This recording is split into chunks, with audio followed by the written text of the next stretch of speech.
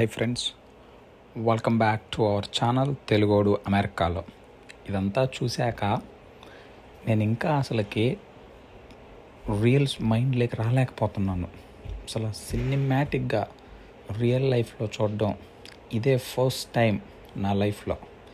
వీళ్ళే కొడతారు, వీళ్ళే అంబులెన్స్ పిలుస్తారు, వీళ్ళే ఫైర్ ఇంజిన్ పిలుస్తారు. అసలుకి ఇదంతా జరిగి దాదాపుగా 1 అవర్ కంటే ఎక్కువైంది.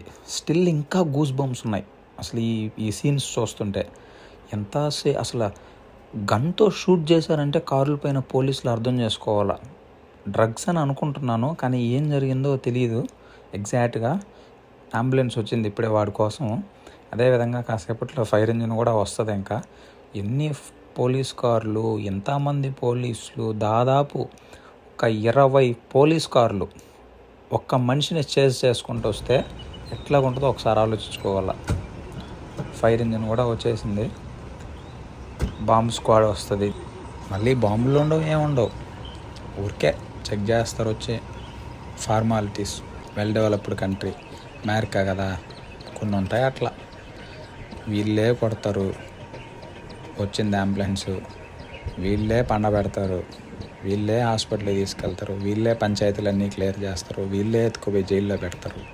బాబాయిలు అందరూ ఒక పెద్ద చేజ్ అయినాక చెట్టు కింద ప్రశాంతంగా రెస్ట్ తీసుకుంటున్నారు. బాంబ్ స్క్వాడ్ వచ్చింది, చెక్ చేస్తున్నారు.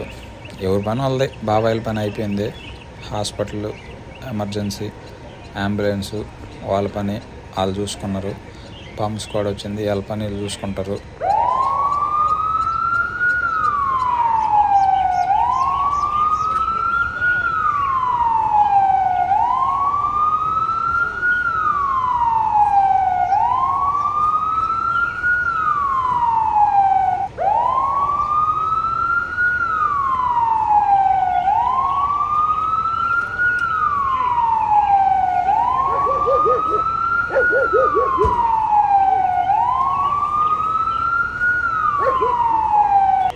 అసలుకైతే పోలీస్ చేసేసిన కారు చిత్తు అయిపోయింది. ఇక్కడ చూద్దాము. అసలుకి గన్నుతో షూట్ చేశారు. పోలీస్ కార్ అయితే ఒక కార్ని, ఆ కనిపించే వైట్ కలర్ కార్ పైకి ఎక్కించారు. ఇక్కడ చూస్తుంటే అసలు ఎంత డ్యామేజ్ అయిందంటే ఈ కారు అంత డ్యామేజ్ అయింది. అసలు వీడియో నచ్చితే లైక్ చేయండి, షేర్, సబ్స్క్రైబ్.